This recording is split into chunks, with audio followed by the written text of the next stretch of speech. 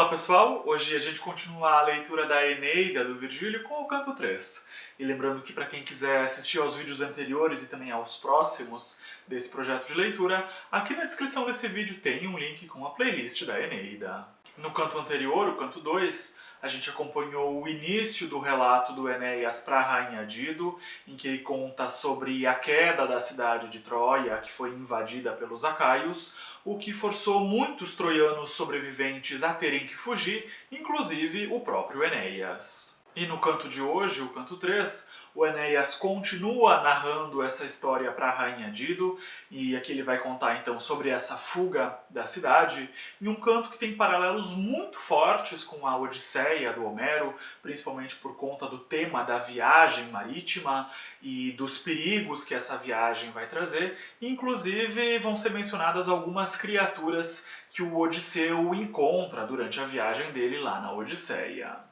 O Enéas começa então contando que depois da queda da cidade, os troianos sobreviventes que conseguiram fugir atravessam o Monte Ida e chegam então próximos à cidade de Antandro, onde eles começam a se organizar para construir navios e ir embora daquela região. E lembrando que existem dois montes com o nome de Ida. Um deles fica na Grécia, na ilha de Creta, e o outro na Turquia. E é esse monte Ida que fica na Turquia, que é o monte aqui que esses sobreviventes troianos atravessam, porque Troia fica então na atual Turquia. E inclusive é muito interessante de pesquisar imagens sobre esses lugares por onde a história se passa, para ajudar a imaginar as paisagens, então, por onde esses personagens passam. E quando esses navios dos sobreviventes ficam prontos, eram 20 navios, como a gente descobriu lá no primeiro canto, os sobreviventes troianos então partem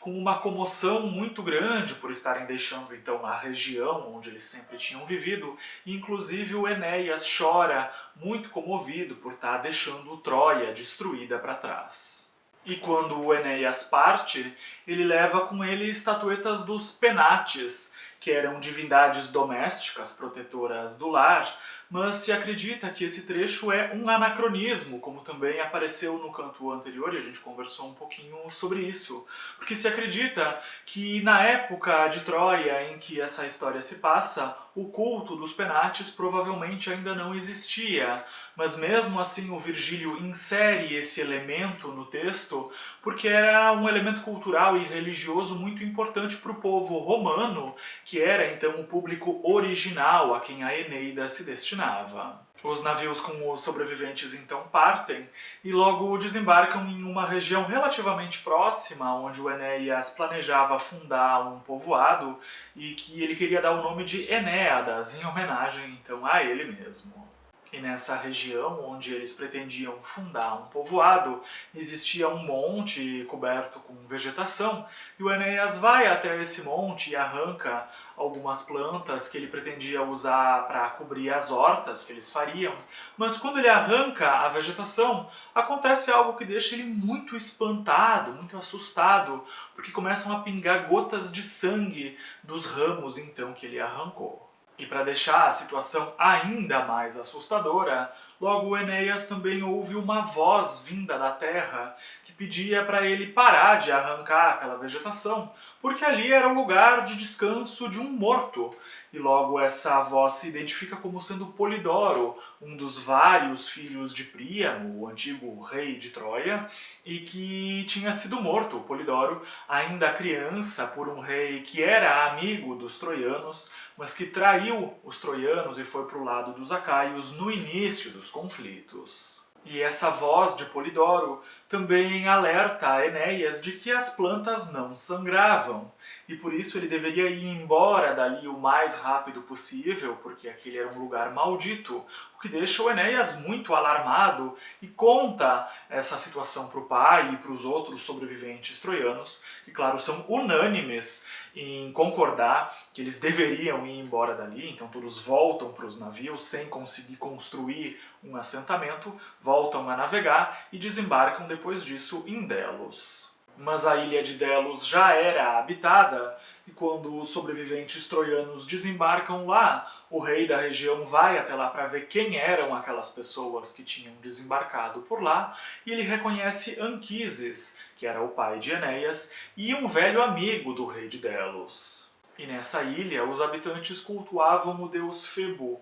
ou Apolo, e Enéas vai até o templo de Febo pedir pela ajuda do deus, faz uma prece para ele, pedindo a proteção dos sobreviventes troianos durante a viagem e também um lugar em que eles pudessem se fixar para recomeçar a vida. Logo depois que o Enéas pede a ajuda dessa divindade, a terra começa a tremer e todos escutam uma voz que dizia que os sobreviventes troianos deveriam viajar em direção à Mãe Primitiva, que era a terra dos ancestrais dos troianos, a terra original desses ancestrais, e que lá eles fundariam cidades, e de lá os descendentes de Enéas futuramente dominariam o mundo com um império muito poderoso, e essa profecia deixa todos muito animados para retomar a viagem e seguir em busca então dessa terra primitiva dos ancestrais dos troianos. Mas restava a dúvida de onde que era essa tal terra dos ancestrais troianos. E Anquises diz que ele tinha quase certeza que esse local era Creta, já que um ancestral chamado Teucro vinha de Creta. E Anquises fica muito animado com essa profecia, pede que todos se aprontassem para eles partirem de lá o mais rápido possível, porque Creta não era longe, e com sorte e as condições certas eles chegariam em Creta em mais ou menos 3 dias, então ele prepara sacrifícios aos deuses para pedir proteção para essa viagem, e logo eles partem, todos muito felizes, que eles chegariam então em um novo local em que eles reconstruiriam então o lar que eles tinham perdido por conta da guerra. A viagem para Creta logo começa e transcorre sem nenhum problema, e logo os sobreviventes troianos chegam lá e ficam muito animados por recomeçar a vida, por ter essa oportunidade, fazem lavouras e rebatizam o lugar como Pérgamo ou Nova Troia. Mas essa animação toda dura pouco, porque esses sobreviventes encaram um ano muito ruim para a agricultura e para a criação de animais, em que nada vinga, nada funciona, e ainda acontece uma seca muito severa que destrói as lavouras, e com isso muitos sobreviventes acabam ficando doentes e muitos também, infelizmente, não sobrevivem. E muito aflito com essa situação tão dramática, Anquises, o pai de Enéas, pede para que eles fizessem uma viagem até a Ortígia para consultar os oráculos, para ver o porquê daquela situação e pedir então a ajuda e a proteção dos deuses para reverter o problema, mas essa viagem não chega a acontecer, porque em uma noite o Enéas sonha com os Penates, essas divindades do lar, que dizem que eles deveriam ir embora de Creta, porque eles tinham interpretado errado a profecia, e Creta não era a terra dos ancestrais troianos, tinha sido então um erro de interpretação, mas que ele não era para se preocupar, porque eles ainda teriam futuramente, muito futuramente,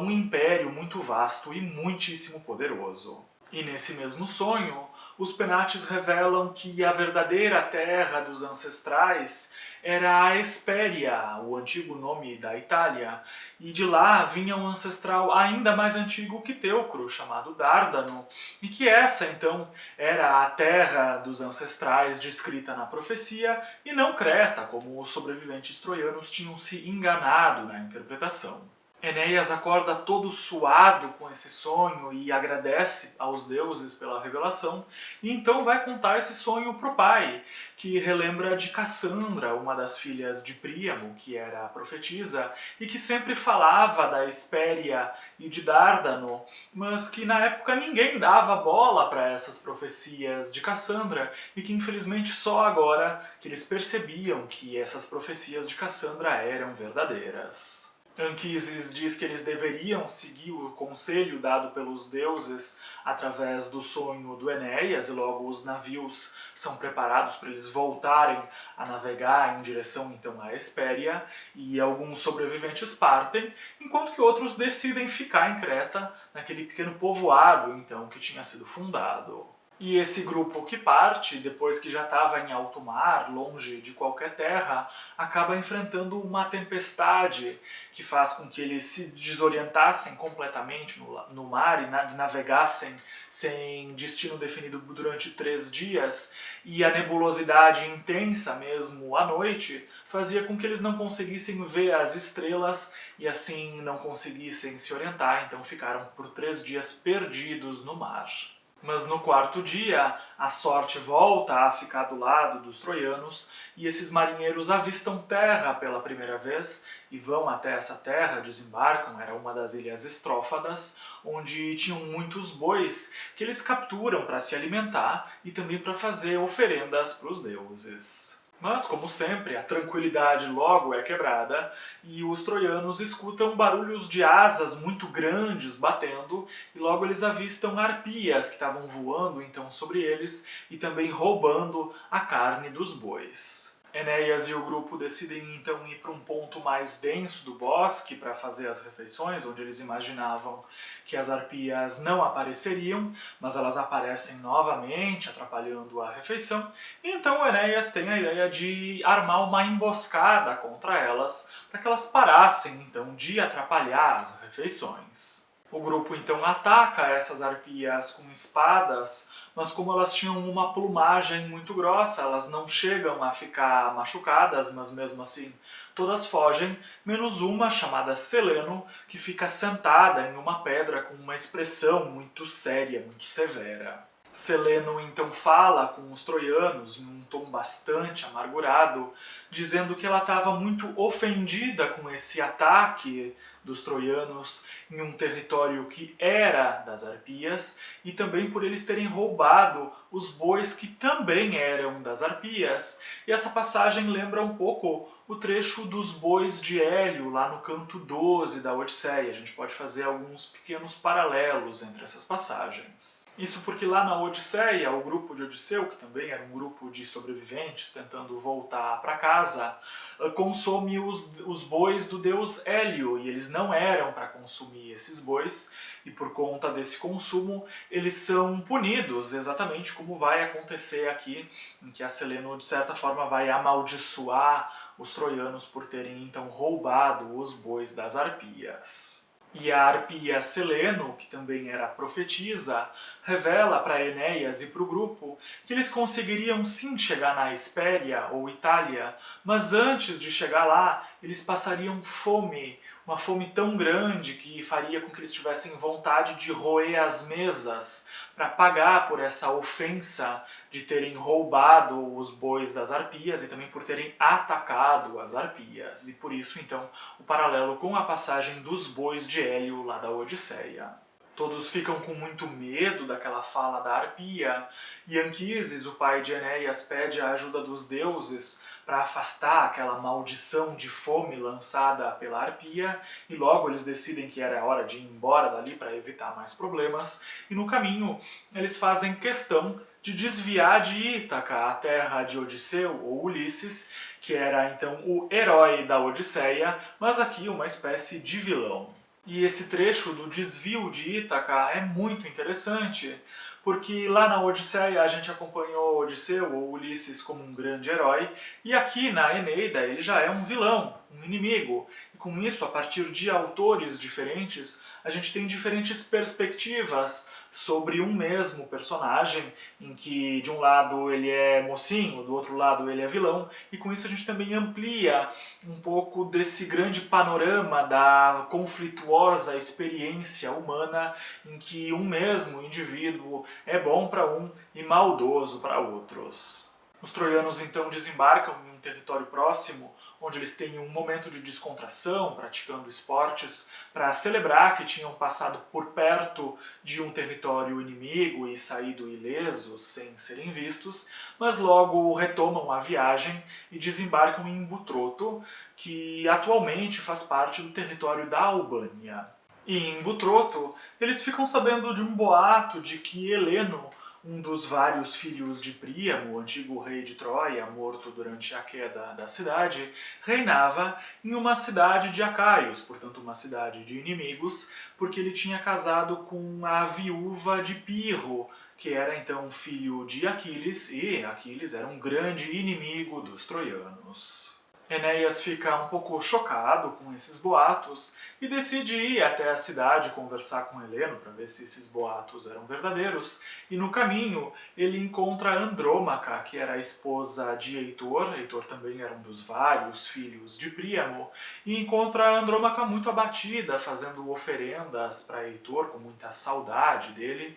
porque Heitor tinha morrido durante a guerra, como a gente acompanhou lá na Ilíada, e ele tinha sido então morto por Aquiles. E quando Andrômaca vê Enéas, ela fica muito emocionada, chega até mesmo a desmaiar, e depois que recupera a consciência eles continuam então a conversar, mas Andrômaca ainda muito abatida, chorando muito, e o Enéas sem saber como consolar ela, então ele faz logo a pergunta para ela que ele tanto queria saber sobre um outro boato, se era verdade que Andrômaca tinha se casado com Pirro, que era filho de Aquiles, e lembrando que Aquiles tinha matado Heitor, que era então o marido de Andrômaca. E muito abatida, Andrômaca conta um pouco sobre a própria história depois da queda da cidade, e com isso a gente descobre um pouco sobre o triste destino dos troianos que não tinham conseguido escapar de Troia durante a invasão dos acaios. Andrômaca conta que depois da queda da cidade, ela acabou virando uma escrava dos acaios, mais especificamente uma concubina de Pirro, que era alguém muito violento. E assim como ela, muitos outros troianos também tinham virado escravos dos acaios, inclusive o cunhado, o Heleno, que também tinha virado então um escravo de Pirro, mas que conseguiu matar Pirro, casar com a esposa de Pirro e com isso herdar os territórios que anteriormente eram de Pirro, uma grande vingança, e depois disso também casou com a Andrômaca, ou seja, o Heleno casou com a própria cunhada. Logo o Heleno sai das muralhas da cidade e também reconhece o Enéas, e os dois ficam muito emocionados com aquele reencontro, choram, se abraçam e conversam, e o Enéas percebe que o Heleno estava tentando recriar Troia em Butroto, porque ele percebe várias construções muito parecidas com as que existiam em Troia. E como o Heleno tinha o dom da adivinhação, o Enéas resolve se consultar com ele e perguntar sobre a Hespéria ou Itália, se essa terra prometida era verdade, e também se eles realmente passariam fome, como a Arpia tinha dito. Inspirado por Apolo, Heleno começa a revelar um pouco do que o Enéas ainda enfrentaria, e diz que ele ainda tinha uma longa viagem pela frente até a Hespéria, em que ele passaria ainda por diversos lugares, e que quando chegasse lá, em um local em que existiria uma porquinha dando de mamar para 30 filhotinhos, uma porquinha branca, lá o Enéas deveria fundar uma cidade que futuramente seria muito importante. E sobre a fome predita pela Arpia, o Enéas não deveria se preocupar, porque Apolo estaria do lado dele e eles encontrariam uma maneira de contornar esse problema. E ainda inspirado por Apolo, Heleno revela que o Enéas deveria ter cuidado com a região sul da Hespéria, o sul da Itália, que ficava em uma linha reta de Butroto, caso eles navegassem até lá, porque essa região era habitada por povos acaios e, portanto, inimigos dos troianos, que poderiam ser hostis a eles caso eles passassem por lá, e a região prometida para os troianos não era, então, aquela parte sul da Hespéria. O Enéas também recebe mais conselhos, como desembarcar em certos pontos específicos para honrar os deuses com muita solenidade e cobrindo a cabeça com um véu, e também evitar a região do Estreito de Messina, fazendo um grande recuo à esquerda para com isso contornar a Sicília, para não passar pela região que era habitada por criaturas marinhas perigosíssimas, Sila e Caríbde, que a gente conheceu lá na Odisseia, no canto 12, quando Odisseu enfrentou, então,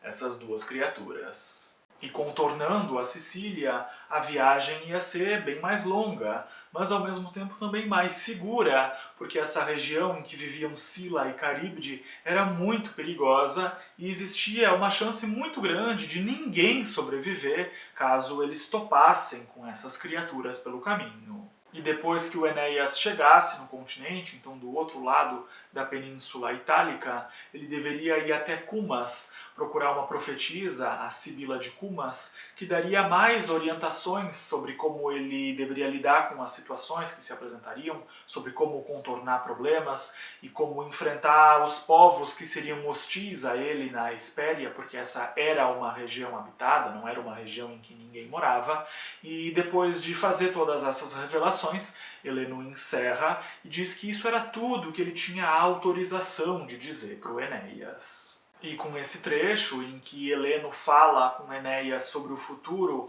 através da inspiração de Apolo, a gente descobre um pouco do que a gente vai encontrar nesse canto da Eneida mais pra frente e também nos próximos cantos. E depois dessas revelações, o grupo de Enéas prepara os navios para seguir viagem, Andrômaca distribui presentes e Enéas se despede muito emocionado dessas pessoas tão queridas para ele, que eram a família dele, quando todos ainda viviam em Troia. Os navios então partem, navegam inclusive durante a noite, costeando a região, e no dia seguinte, quando amanhece, eles avistam então essa região sul da Hespéria, da Itália, e todos ficam muito animados, mas Enéas relembra o grupo de que aquela não era a região em que eles desembarcariam para então fundar um novo lar, porque aquela era uma região habitada por acaios, os povos inimigos dos troianos, então era uma região muito perigosa para eles e eles teriam que seguir viagem. Mas mesmo assim eles desembarcam em um ponto que Heleno tinha indicado através da inspiração de Apolo, em que eles honram as deusas Minerva e Juno com bastante solenidade, cobrindo a cabeça, tudo conforme as instruções que eles tinham recebido, e logo voltam para o navio com medo de encontrar acaios, porque aquele desembarque tinha sido feito só para fazer essas honras às deusas. E mais à frente, o grupo de Enéas desvia então do cabo Palinuro, evitando assim o contato com Sila e Caríbide, duas criaturas marinhas perigosíssimas. E como aqui na Eneida a gente não vai acompanhar o Enéas atravessando essa região, quem tiver curiosidade sobre essas criaturas pode assistir o vídeo do canto 12 da Odisseia, em que Odisseu passa por essa região e enfrenta essas criaturas. Vou deixar o link do vídeo aqui na descrição desse vídeo. E mais tarde, quando estava quase anoitecendo, os troianos desembarcam em uma praia na Sicília, onde o vulcão Etna era visível e estava em atividade, soltando muita fumaça e jogando pedras pelos ares. E os troianos então se escondem na mata, bastante admirados com aquela atividade do vulcão. E no início da manhã seguinte, surge diante dos troianos um homem muito magro, maltrapilho e desesperado, pedindo pela ajuda dos troianos. E esse homem era um antigo soldado acaio, que tinha lutado contra a Troia, portanto era um inimigo dos troianos. Quando ele percebe que estava diante de troianos, ele fica um pouco receoso, com medo, mas mesmo assim continua implorando por ajuda e pedindo para sair daquele lugar, nem que os troianos levassem ele para qualquer lugar que fosse, mas ele queria desesperadamente sair daquele lugar, o que deixa os troianos bem intrigados. E esse homem inclusive admite que era acaio, mas insiste que queria ser levado embora dali com muito desespero, ele queria sair daquele lugar a qualquer custo, nem que fosse para ser morto pelos troianos, tamanho era o desespero por estar naquele lugar. E os troianos questionam o que tinha acontecido com aquele homem para ele querer ir embora daquele lugar com tanto desespero. Também perguntam o porquê dele estar tão magro e maltrapilho. E o Anquises inclusive vai até ele e estende a mão em um sinal de amizade para tentar acalmar ele, que estava visivelmente em pânico. O homem então diz que se chamava Aquemênides e que era um acaio que tinha nascido em Ítaca, mesma ilha de Odisseu, ou Ulisses, e que era alguém muito pobre, que tinha ido para a guerra de Troia junto com o pai para tentar ganhar algum dinheiro com a guerra e sair dessa condição de pobreza, mas que tinha vivenciado coisas tão horríveis que preferia nunca ter saído de Ítaca e ter continuado então vivendo na pobreza. E ele também conta, mudando completamente de assunto, que ele e o grupo dele, que eram então o grupo de Odisseu, tentando voltar para Ítaca, tinham enfrentado exatamente naquela ilha um ciclope muito grande, muito poderoso e perigoso, e que na fuga desse ciclope ele tinha infelizmente ficado para trás e sido deixado então na gruta do ciclope, que era um lugar aterrorizante, coberto de sangue e de corpos humanos. E Aquemênides conta que o Ciclope, que se chamava Polifemo, era enorme, tinha um comportamento brutal, se alimentava de seres humanos, tinha se alimentado inclusive de pessoas do grupo dele, mas que Odisseu ou Ulisses tinha elaborado um plano para cegar esse Ciclope e com isso então eles tinham conseguido fugir do Ciclope, mas então ele tinha ficado para trás. E completamente em pânico, Aquemênides diz que os troianos tinham que fugir daquele lugar imediatamente, porque o Ciclope Polifemo não estava morto, ele só estava cego, e que ainda existiam outros ciclopes na ilha, que também eram brutais, e que poderiam aparecer a qualquer momento e devorar os troianos, assim como tinha acontecido com outras pessoas do grupo dele anteriormente. Aquemênides também conta que estava naquele lugar há mais ou menos uns 3 meses e que vivia escondido nas matas, sempre se escondendo dos ciclopes e se alimentando de folhas e frutinhas que encontrava pelo caminho. E cada vez que avistava um ciclope de longe, ele tremia de medo. Em um estado de choque, ele pede e implora para os troianos levarem ele embora dali o mais rápido possível, nem que fosse para inclusive matar ele, que ele não se importava. Ele só queria ir embora dali e nunca mais ver os ciclopes. E logo que o Aquemênides termina de falar, os troianos veem o ciclope Polifemo em cima de um monte, com o olho visivelmente dolorido por conta do ferimento causado por Odisseu, e então eles começam uma fuga muito silenciosamente para que o ciclope Polifemo não escutasse eles, e então os troianos acolhem esse homem Acaio, o Aquemênides, levam ele para o navio e iniciam então uma fuga daquela ilha dos ciclopes. Mas essa fuga não foi silenciosa o suficiente, porque o ciclope Polifemo escuta que existia uma movimentação humana na ilha e logo chama outros ciclopes e a ilha se enche de ciclopes, mas para sorte dos troianos, eles já tinham conseguido chegar nos barcos e estavam remando embora a uma distância segura em que os ciclopes já não conseguiam mais pegar eles. E todos os troianos ficam apavorados com aqueles ciclopes e abrem as velas dos navios e remam para ir embora o mais rápido possível daquele lugar, evitando então uma captura, sendo que eles também tinham que ter o cuidado de não ir em direção à região de Sila e Caribde, porque lá eles também teriam um problema gigantesco, então eles conseguem corrigir a rota do navio e continuar contornando a Sicília, levando junto aquele homem Acaio, que estava então preso na ilha, e deixando as desavenças de lado, então acolhendo esse antigo inimigo. E esse trecho do Ciclope é uma referência direta ao canto 9 da Odisseia. Inclusive, quem quiser saber mais sobre a armadilha que Odisseu e o grupo dele bolaram contra o Ciclope, pode assistir esse vídeo, vou deixar o link também aqui embaixo na descrição do vídeo. E com essa referência tão clara à Odisseia, o Virgílio consegue construir uma ponte muito criativa entre a Odisseia e a Eneida, expandindo então certos temas que o Homero não tratou e fazendo isso de uma maneira muito criativa, que não soa como uma cópia, mas como uma expansão desse universo mitológico. E depois de navegarem costeando a Sicília, os sobreviventes troianos chegam a Drépano, do outro lado então da Sicília, onde Anquises, o pai de Enéas, acaba falecendo, deixando Enéas devastado, muito triste e muito solitário, e nesse ponto o Enéas encerra a narrativa para a rainha Dido, ainda muito comovido com a perda do pai. E foi justamente depois de terem saído de Drépano e voltarem a navegar que os troianos enfrentaram aquela forte tempestade enviada pela deusa Juno, que a gente acompanhou nos cantos anteriores, tempestade essa que fez com que eles se perdessem no mar, que os navios ficassem desgovernados e eles acabassem parando em Cartago, onde foram acolhidos pela rainha Dido e onde nesse momento Enéas tinha acabado de narrar todas essas aventuras que eles tinham enfrentado anteriormente. E assim termina, então, o canto 3, sobre as diversas viagens e principalmente perigos enfrentados pelos troianos depois da fuga da cidade de Troia, que tinha sido destruída pela guerra. Esse então foi o vídeo de hoje, muito obrigado pela companhia de vocês. Não se esqueçam de se inscrever aqui no canal e a gente se vê de novo no vídeo sobre o canto 4 da Eneida. Um abraço e até lá!